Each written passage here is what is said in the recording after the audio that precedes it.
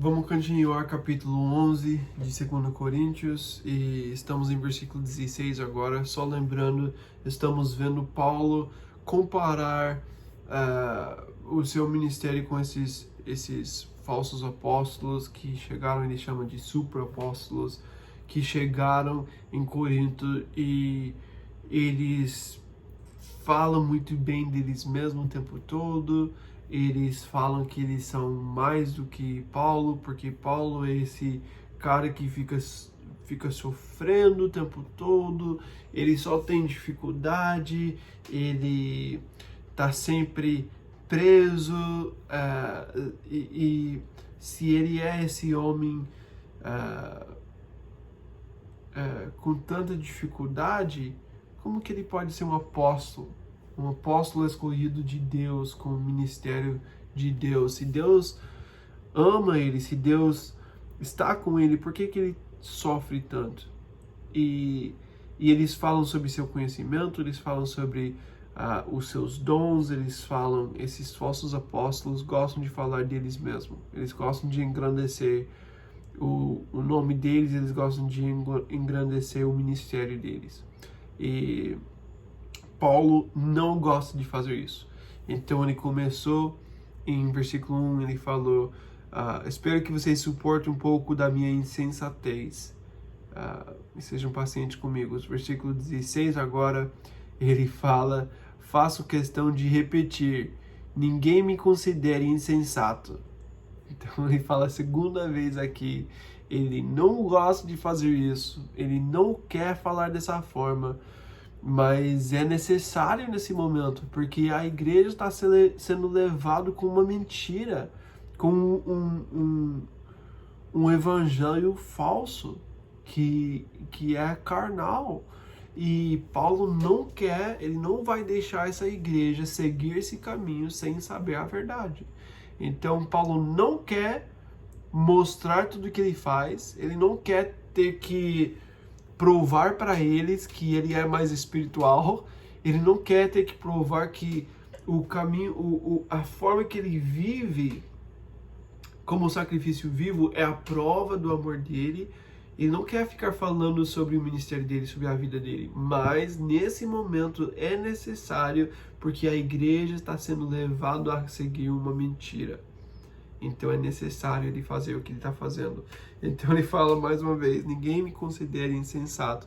Mas olha o que ele fala: mas se vocês assim me consideram, recebam-me como receberiam um insensato, a fim de que eu me orgulhe um pouco. Então ele fala: eu não quero ser insensato, eu não quero ser orgulhoso, eu não quero ter que falar do meu ministério, falar bem de mim mesmo, eu não quero ter que fazer isso, mas se eu tenho que fazer isso, me recebe como você receberia alguém que faz isso.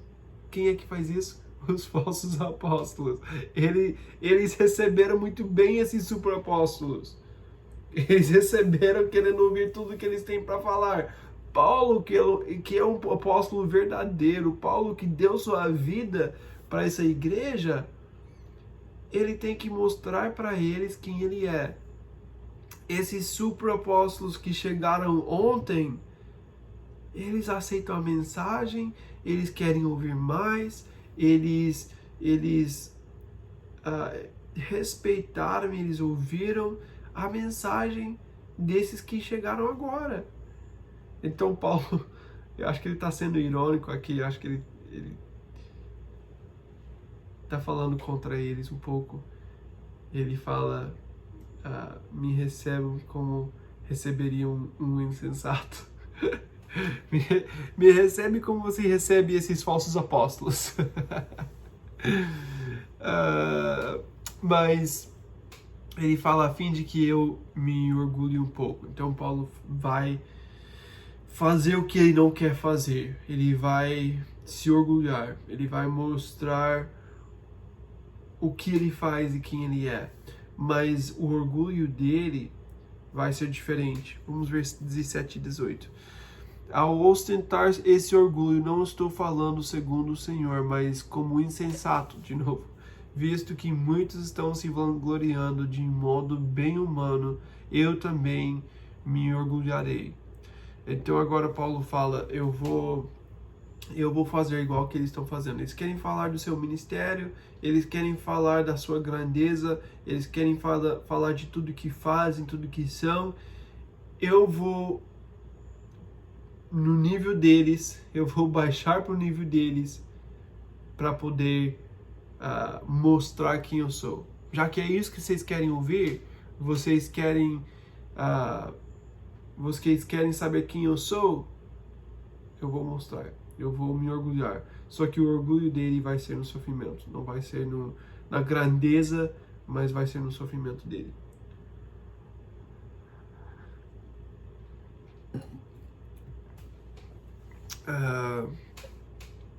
Ele fala, visto muitos estão se vangloriando de modo bem humano. Esses supraapóstolos, eles não são espirituais, eles estão na carne o tempo todo, mostrando sua grandeza, eles são orgulhosos, e por causa disso, eles estão trazendo uma mensagem carnal também, e a igreja gostou, a igreja recebeu essa mensagem. Então esse é o orgulho de Paulo, versículo 19. Vocês, por serem tão sábios, tá sendo irônico de novo, né? Vocês, por serem tão sábios, suportam de boa vontade os insensatos. Ele, de novo, né? Ele tá fingindo, ele tá seguindo o exemplo dos supraapóstolos. Se eles querem os supraapóstolos, a forma que eles fazem o ministério, a forma que eles falam deles mesmos. Agora, você gosta dos insensatos, vocês são tão sábios que vocês gostam, suportam de boa vontade os insensatos, agora você é insensato também. De fato, vocês suportam até quem os escraviza, ou os explora, ou quem se exalta, ou lhes fere a face. É triste, mas isso acontece hoje em dia também. Para eles, os judeus faziam isso literalmente de bater na boca se alguém falou alguma coisa que não gostou. Em Atos 23:2, fala assim, diante disso o sumo sacerdote Ananias deu ordem aos que estavam perto de Paulo para que lhe batessem na boca. Atos 23:2. Então, era uma coisa que eles podiam fazer naquela época. Você tá falando uma coisa que eu não gosto, você tá falando assim, então agora você vai pagar o preço. E Paulo fala, vocês estão suportando as pessoas que fazem isso com vocês. Vocês estão aceitando pessoas que os escraviza e os explora, que estão vendo você como uma oportunidade de receber dinheiro. Como que você pode fazer isso? A gente vê isso o tempo todo na igreja hoje. Não, de novo, não em todas as igrejas, mas existe algumas igrejas que têm essa prática. Eu não posso falar quantas vezes eu falei com alguém que não vai para a igreja porque a igreja só quer roubar as pessoas. Eu falei com muitas pessoas que foram para a igreja querendo Deus, e na igreja tem pessoas lá falando, se você quer receber sua bênção, tem que dar esse tanto, e assim você vai receber, se você tem fé suficiente. Ou falando, nós só precisamos de mais R$2.000. Quem tem uma oferta de R$500? E eles vão falando.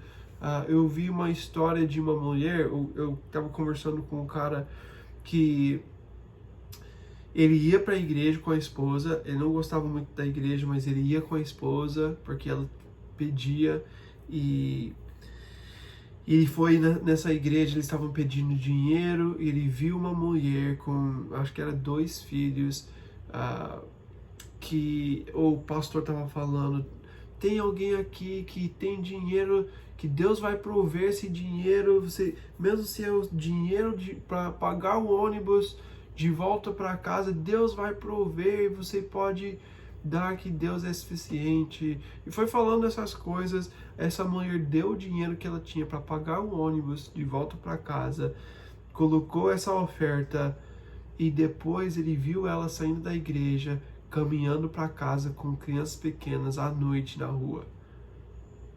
E ele falou, eu estava conversando com esse cara, ele falou, eu vi isso e eu pensei, a igreja não tem Deus.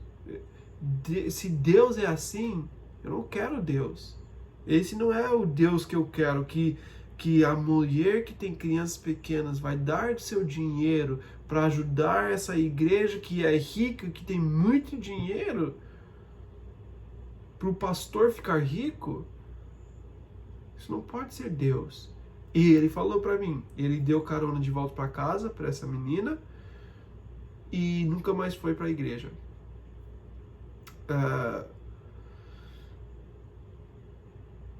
Existe isso na igreja hoje.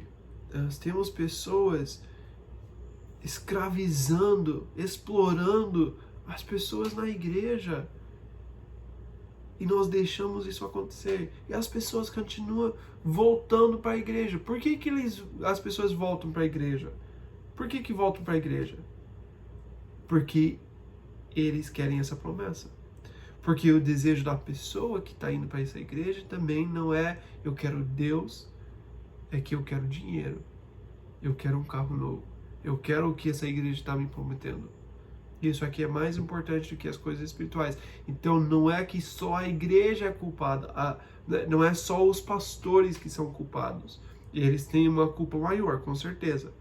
Mas os membros da igreja que vão para receber essas coisas também são erradas. Porque eles vão com o motivo errado. Só porque eles querem receber algo.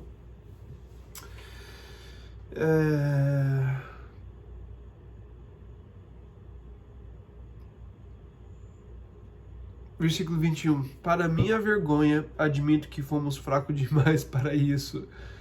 Naquilo em que todos os outros se atrevem a glórias. Eu não sei como falar assim. Isso. Naquilo em que todos os outros se atrevem a gloriar-se. Falo como um insensato de novo. Eu também me atrevo. Então, Paulo fala aqui, para minha vergonha, eu sou fraco demais para isso, eu não posso fazer o que eles estão fazendo. Não sei como eles podem fazer isso que fazem, eu não sei como vocês podem continuar indo para essa igreja que se escraviza, que está escravizando vocês, que vocês estão tendo que dar esse dinheiro, tendo que obedecer esses pastores, e vocês continuam voltando e fazendo parte disso. Por que vocês fazem isso? Eu sou fraco demais para isso, eu não consigo fazer o que vocês fazem. Eu sou fraco demais para isso. Eu também sou fraco demais para isso.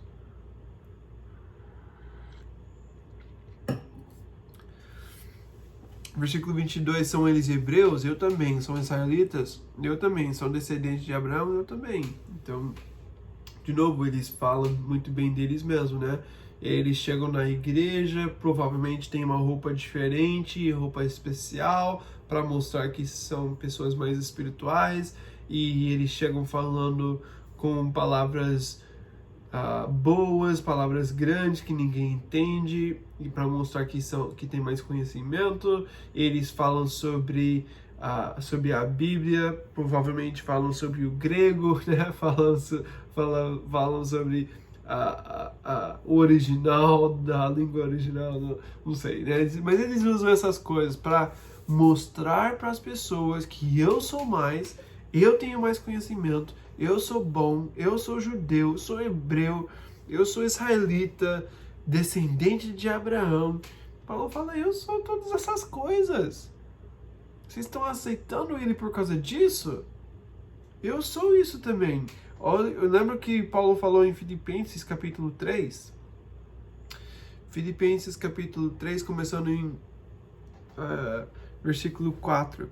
embora eu mesmo tivesse razão para ter tal confiança, se alguém pensa que tem razões para confiar na carne, eu ainda mais, circuncidado no oitavo dia de vida, pertencente ao povo de Israel, à tribo de Benjamim, verdadeiro hebreu, quanto à lei fariseu, quanto ao zelo perseguidor da igreja, quanto à justiça que há na lei irrepreensível. Mas o que para mim era lucro, passei a considerar como perda por causa de Cristo. Paulo também tinha tudo o que eles estão falando. Ele era judeu, hebreu, obedecia à lei, fariseu, ele fazia tudo. Mas ele viu que nada disso era suficiente. Ele viu que tudo isso não é nada comparado com Jesus. Então, se é para comparar Paulo com esses outros, ele fala, nessas coisas que eles têm tanto orgulho, eu sou mais ainda. Você vai comparar isso? Então, olha para a minha vida, olha para quem eu sou. Versículo 23, agora que ele começa a falar sobre suas dificuldades. São eles servos de Cristo? Estou fora de mim para falar dessa forma. Olha quantas vezes ele tem muita dificuldade, né? Falar da vida dele. Paulo, é uma regra quando nós estamos ensinando de não usar você mesmo como um bom exemplo. É ruim quando você fica falando de você mesmo. Você fica ensinando, só falando das coisas boas que você faz. Você só vai ficar orgulhoso. Não faz isso. Não fala só da sua vida. Paulo tem dificuldade de falar dele mesmo. Ele quer falar sobre Jesus, ele quer apontar as pessoas para Jesus e não para as coisas que ele faz. Mas ele fala, estou fora de mim para falar dessa forma, eu ainda mais. Então ele vai mostrar que ele é servo de Cristo. Ele vai mostrar o que ele faz para ser servo de Cristo. Ele fala, trabalhei muito mais, fui encarcerado mais vezes, fui açoitado mais severamente, exposto à morte repetidas vezes. Como que Paulo é servo de Cristo? Ele fala que ele vai provar que ele é servo de Cristo e ainda mais que esses outros. Ele é hebreu igual, israelita igual, descendente de Abraão igual, servo de Cristo. Agora vamos falar sobre isso. Vamos ver como eu sou servo de Cristo. Eu ainda mais no trabalho. Ele fala, trabalhei muito mais. Paulo deu sua vida para o Evangelho. Não fazendo o ministério em tempo integral, ele sacrificou mais ainda. Porque ele trabalhava durante o dia e fazia o ministério com o seu tempo livre. No seu tempo livre, ele plantou igrejas no mundo inteiro, né? Ele plantou muitas igrejas e ele escreveu a metade do Novo Testamento. Só isso que Paulo fez. E isso sem fazer o ministério em tempo integral. Trabalhando durante o dia e fazendo o ministério no seu tempo livre, ele alcançou o mundo dele com o Evangelho. Ele plantou muitas igrejas. Ele escreveu uma boa parte da Bíblia. Ele trabalhou muito. Ele nunca parou de trabalhar. E ainda não recebia dinheiro para fazer isso. Ele trabalhava por dinheiro dele e ainda fez tudo isso. Como que... eu não sei. Trabalhei muito mais, fui encarcerado mais vezes. Não só foi para prisão, não foi para cadeia só, né? Mas ele fala mais vezes. ele foi várias vezes. E esse sofrimento, porque eles falaram que ele não podia pregar o Evangelho. Quando ele pregava o Evangelho, ele falava contra o pecado e acabou com as empresas das pessoas fazendo ídolos, porque as pessoas estavam recebendo Jesus, não querendo comprar mais, então causou problemas. E várias vezes ele foi preso por causa do trabalho dele para o Evangelho, por causa de Cristo. Ele foi preso, ele foi encarcerado. Então, várias vezes. E graças a Deus isso aconteceu, né? Porque é por causa disso que nós temos essas cartas. Muitas dessas cartas ele escreveu quando ele estava preso. Ele trabalhou tanto, porque ele fala aqui, trabalhei muito mais, né? Mas ele trabalhou tanto que Deus teve que tirar ele do trabalho, colocar ele na prisão, para ele sentar e escrever uma carta, porque nós precisamos dessas cartas hoje. Nós precisamos dessas cartas para fazer parte da Bíblia. Então Deus fala, não, para por um momento, vamos escrever um pouco, eu preciso de você em outra área agora, e depois você pode voltar a fazer seu trabalho. Então Deus teve que fazer isso na vida dele, para o nosso bem. Foi encarcerado mais vezes, foi açoitado mais severamente. O sofrimento do Paulo é muito real. A gente não consegue nem imaginar como era isso. Ele foi açoitado mais severamente. Ele sofreu de verdade. A gente pode falar sobre nossos sofrimentos e nós sofremos, mas o sofrimento do Paulo é outro nível de sofrimento. Ele foi açoitado porque ele não parou de pregar o Evangelho. Ele fala, exposto à morte repetidas vezes. Ele não pensava nele mesmo. Ele sabia que ele podia morrer. Em muitos momentos ele quase morreu. Mas isso não era nada, porque morrer é lucro. Viver é Cristo, morrer é lucro. Paulo falou isso, mas ele viveu isso. Ele quase morreu muitas vezes e nunca parou de seguir o chamado de Deus para a vida dele. É a coisa mais importante. Viver é Cristo e morrer é lucro. Somente aquela pessoa que fala que viver é Cristo pode falar morrer é lucro. Se você viver para qualquer outra coisa nesse mundo, se viver é dinheiro, se viver é prazer, se viver é qualquer outra coisa no mundo, morrer é perda. Morrer é lucro somente se você está vivendo para Cristo. Então Paulo não tinha medo de morrer. Ele vivia dessa forma e ele não parou de fazer isso porque ele sabia que estava vivendo para a coisa mais importante do mundo. Versículo 24. 5 vezes. 5. Você leu isso, versículo 24. 2 Coríntios 11, 24. 5 vezes recebi dos judeus 39 açoites. Ele perseguia a igreja, ele tinha esse trabalho. Ele era a pessoa que tinha autoridade, ele era a pessoa que fazia isso com os outros, que perseguia a igreja de Cristo. Ele recebeu Jesus e agora ele sofreu mais que todos os outros, por nome de Cristo. E eu tenho certeza que ele fazia isso com prazer, porque ele queria de alguma forma responder para aquilo que ele tinha feito.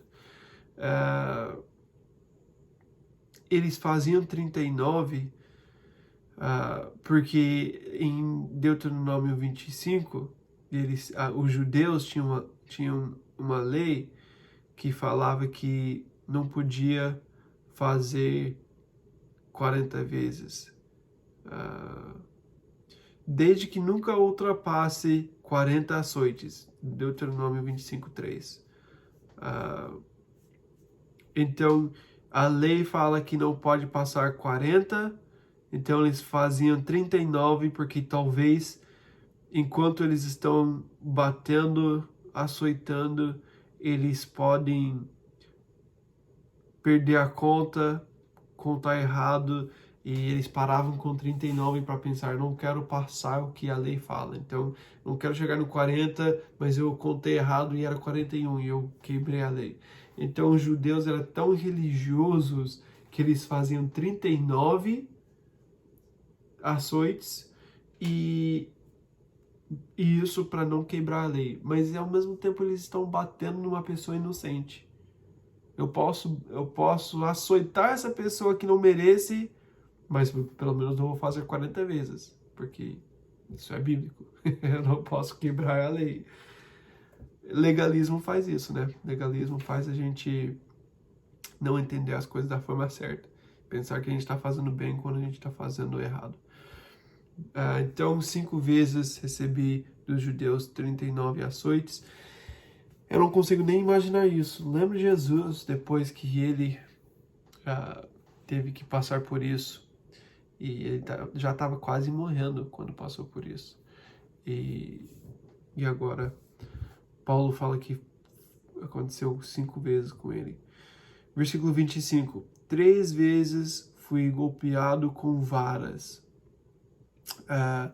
Os açoites que ele fala em 24 era dos judeus. Aqui, com as varas, ia ser a punição dos romanos. Eles iam pegar varas e eles batiam até ficar tudo roxo. E a pessoa era uma das coisas mais dolorosas, mas que a pessoa sentia, porque depois de ser golpeado assim, você não conseguia descansar, não conseguia deitar sem dor. Você sentia isso por dias e dias, sentindo a dor de ser golpeado. Então, 3 vezes isso aconteceu com ele, dos romanos. Uma vez apedrejado. Olha os sofrimentos do Paulo. Eles pensam que quando ele foi apedrejado, em Atos 14, talvez ele morreu e ele vai falar no próximo capítulo 12 de 2 Coríntios, que ele teve uma visão. Ele fala, conhece um homem, mas ele está falando dele mesmo, 14 anos atrás, que foi arrebatado ao terceiro céu. Se foi no corpo ou fora do corpo, não sei, Deus o sabe. E ele tem essa visão. Eles pensam que isso foi quando... Eu vou falar mais sobre isso em capítulo 12, mas... que talvez ele morreu e teve essa visão porque ele tinha morrido e ele voltou, Deus ressuscitou ele. Pode ser que quando ele foi apedrejado ele morreu de verdade. Então, porque quando eles deixaram ele, eles pensaram que ele tinha morrido, né? Eles apedrejaram Paulo pensando que ele morreu, deixaram ele lá e ele levantou e continuou depois disso.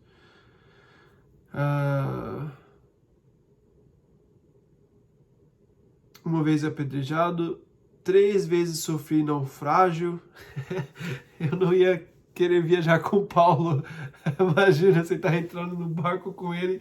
Ô Paulo, não quero ir junto com você, né? Já conheço sua história, já sei o que acontece quando você entra num barco, então vamos evitar isso. 3 vezes, como isso acontece? Naufrágio 3 vezes! É muito louco. Passei uma noite e um dia exposto à fúria do mar. Então ele sentia a dificuldade de estar no mar depois de quase morrer no naufrágio, e passou uma noite e um dia sentindo essa dificuldade, pensando sobre se Deus tinha abandonado ele, se Deus ia lembrar ele, se Deus ia deixar ele continuar sofrendo. Imagina, se você está sofrendo e passa tempo que você consegue ficar pensando, é a pior coisa, né? É uma coisa você passar por um tipo de sofrimento que dura um tempo e acabou. Mas quando você tem 24 horas, que você está no meio dessa dificuldade e você só consegue pensar, Deus, por que você não está me livrando dessa dificuldade? Imagina como isso afetou ele emocionalmente. 26. Estive continuamente viajando de uma parte a outra. É um outro tipo de sofrimento. Ele está sempre em um lugar diferente. Eu gosto de viajar, mas quando você está viajando para fazer um ministério, quando você está viajando, você vai ser açoitado, você vai, vai ser golpeado, você vai ter naufrágio. Não é de férias que ele está indo, né? Ele está sempre viajando com os sofrimentos, com a dificuldade de ser perseguido em todo lugar que ele está indo, com as dificuldades do ministério, servindo as pessoas. Então ele nunca tem tempo em casa, nunca tem tempo sozinho, nunca tem tempo para descansar. Está sempre viajando. Enfrentei perigos nos rios, perigos de assaltantes, perigos dos meus compatriotas, perigos dos gentios, perigos na cidade, perigos no deserto, perigos no mar, perigos dos falsos irmãos. Viajando para ele não foi férias. Em todo lugar, tudo que ele faz, ele está enfrentando perigos. Tem os perigos nos rios, quando você está tentando ir de um lugar para o outro, você tem que lidar com as dificuldades, e ele realmente teve perigos quando ele estava no mar, quando ele estava nos rios, porque tem problema com o barco. Ele não tinha ninguém para ajudar ele. Ele fala perigos dos meus compatriotas, perigos dos gentios. Então ele tem perigo nos dois lados. Ele não tem... É uma coisa quando você vai para um lugar para levar o evangelho e depois você pode voltar para casa para descansar. Ele não tinha voltar para casa para descansar. Ele era rejeitado dos dois lados. Ele não podia sair dessa dificuldade. Ele não tem um grupo de pessoas que está no lado dele. Os gentios rejeitaram ele porque ele era judeu e cristão. Os judeus rejeitaram ele porque ele se tornou cristão e rejeitou a lei. Então, ele estava sendo perseguido nos dois lados. Perigos de assaltantes e toda essa... Viajando o tempo todo, ele teve assaltantes, pessoas querendo pegar seu dinheiro, querendo parar ele de continuar servindo. Ele tem perigos na cidade quando ele ia para a cidade, perigos no deserto quando ele ia para o deserto. Perigos no mar quando ele viajava e perigos dos falsos irmãos. Então tem dos compatriotas, dos gentios e também dos falsos irmãos. Então até na igreja foi rejeitado. Foi rejeitado com Israel, com os judeus, rejeitado com os gentios, rejeitado dentro da igreja. Essa carta existe como prova que ele foi rejeitado dos falsos irmãos. Paulo enfrentou dificuldade em todo lugar. Ele fala no versículo 27, trabalhei arduamente. Ele já tinha falado sobre o trabalho. Muitas vezes fiquei sem dormir. Eu sei como é. Não é fácil. Não gosto de ficar sem dormir. Passei fome e sede. Também é uma coisa horrível. Só essa dificuldade já é suficiente para mim. Podia tirar todas as outras coisas e deixar só versículo 27. Versículo 27 é o que eu, tirando esse nudez aqui no final, o versículo 27 é o versículo que eu conheço, é a dificuldade que eu às vezes passo. Eu tive que trabalhar muito, fiquei sem dormir muitas vezes, passei fome e sede em alguns poucos momentos, não fome e sede como o Paulo está falando aqui, mas sentindo fome e sede, não morrendo de fome e sede, mas só sentindo essas dificuldades, eu já reclamo muito, eu já sinto que estou sendo perseguido. Aqui ele só coloca isso no final como as coisas simples, as coisas menores. Mas isso era a vida normal do Paulo. por causa da forma que ele decidiu viver para o Evangelho, servindo as igrejas, amando pessoas. Quando ele entregou sua vida para o ministério, para o Evangelho, para plantar igrejas, para ser um apóstolo, ele decidiu que viver é Cristo e morrer é lucro. Enquanto eu estou vivendo, vai ser Cristo. Eu vou continuar amando, servindo e sendo um sacrifício vivo. E ele trabalhou muito, ele sofreu muito, ele ficou sem dormir, passou fome e sede. Muitas vezes fiquei em jejum. Eu acho que existia um jejum que era algo que ele escolheu porque ele queria focar no espiritual, e existia o jejum que era forçado porque não tinha comida. Suportei frio e nudez, então não tinha roupa suficiente. Quando ele estava preso, ele estava com frio, ele pediu eu não lembro como que chama, a capa, que ele precisava porque estava com frio. Ele passou isso, ficou preso, ficou nesses lugares perigosos e passou frio, não tinha roupa suficiente, não tinha as coisas, as necessidades básicas da vida. Então, por isso que a gente tem que tomar cuidado com essa ideia dessa doutrina de que Deus vai te dar tudo que você quer. Prosperidade não é a mensagem no Novo Testamento. Olhe para os servos de Cristo, como eles viveram, o sofrimento que eles passaram. Não é o evangelho de prosperidade. Aqui, viver é Cristo no mundo, no nosso tempo aqui. Viver é Cristo, morrer é lucro.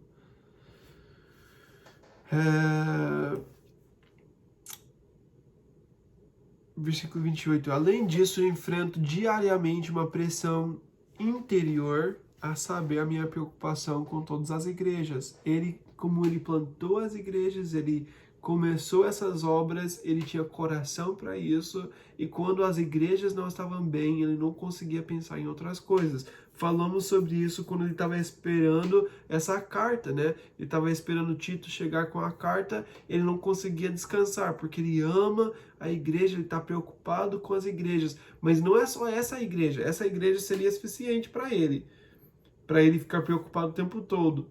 Mas ele plantou várias igrejas, ele ajudou muitas igrejas. Então, ele sentia a pressão interior, pensando sobre a igreja e a responsabilidade que ele tinha. Isso foi um peso para ele também. 29. Quem está fraco, que eu não me sinto fraco?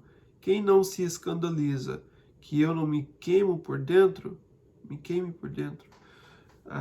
Paulo está lembrado da sua fraqueza o tempo todo. A vida dele foi uma vida muito difícil. E toda a dificuldade que ele passou lembrou ele que ele é fraco, que ele está no limite, que ele precisa de alguém, ele precisa de ajuda, ele precisa depender de Deus. Isso deu para ele humildade, porque ele precisava de Deus o tempo todo. Ele era fraco e ele não podia pensar que era forte. Versículo 30. Se devo orgulhar-me, que seja nas coisas que mostram a minha fraqueza. O Deus e Pai do Senhor Jesus, que é bendito para sempre, sabe que não estou mentindo. Em Damasco, o governador, nomeado pelo rei Aretas, mandou que se vigiasse a cidade para me prender. Mas de uma janela na muralha fui baixado numa cesta e escapei das mãos dele. Então ele fala que se ele vai ter orgulho de alguma coisa é a fraqueza, porque na fraqueza eu vejo o poder de Deus. Vamos falar sobre isso no próximo capítulo. Se nós temos orgulho na nossa fraqueza, porque isso mostra o poder de Deus. Depois, no final, ele conta essa história, não sei se eu posso falar história estranha, essa história sobre algo que aconteceu na vida dele, que ele estava nesse lugar e esse governador estava procurando ele, mandou prender Paulo, então ele teve que escapar da cidade, saindo da janela, sendo baixado numa cesta. É interessante isso, não é a coisa que a gente ia pensar que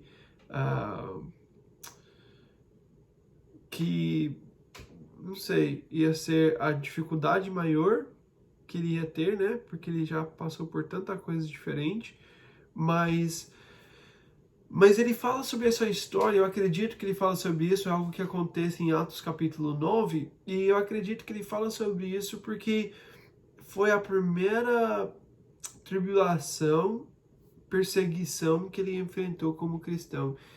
Ele era o cara que perseguia a igreja, ele era o cara que tinha autoridade, ele era o cara importante que todo mundo respeitava, e agora ele está saindo de uma janela, fugindo do governador, ele está humilde, foi humilhado, e foi a primeira vez.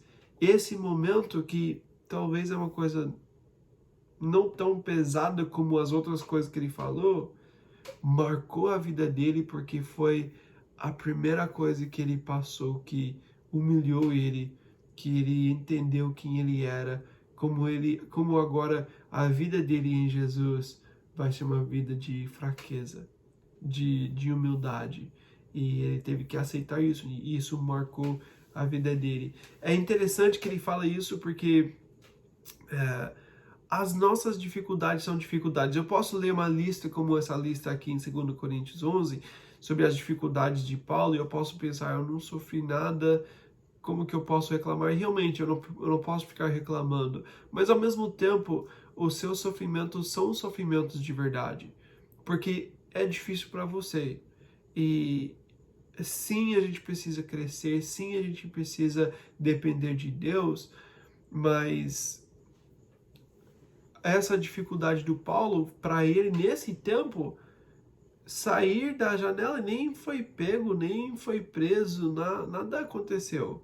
Mas ele foi humilhado.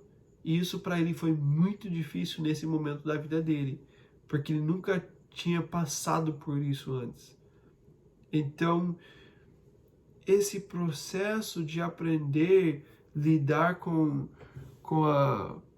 as dificuldades é uma coisa que estamos sempre aprendendo e sempre crescendo. Em Romanos 5, já falei sobre isso, porque é um versículo que eu sempre volto, mas Romanos 5, começando no versículo 3, ele fala, não só isso, mas também nos gloriamos nas tribulações, porque sabemos que a tribulação produz perseverança, perseverança um caráter aprovado, e o caráter aprovado é a esperança, e a esperança não nos decepciona, porque Deus derramou o seu amor em nossos corações, por meio do Espírito Santo que Ele nos concedeu. As tribulações são difíceis, mas estão produzindo perseverança.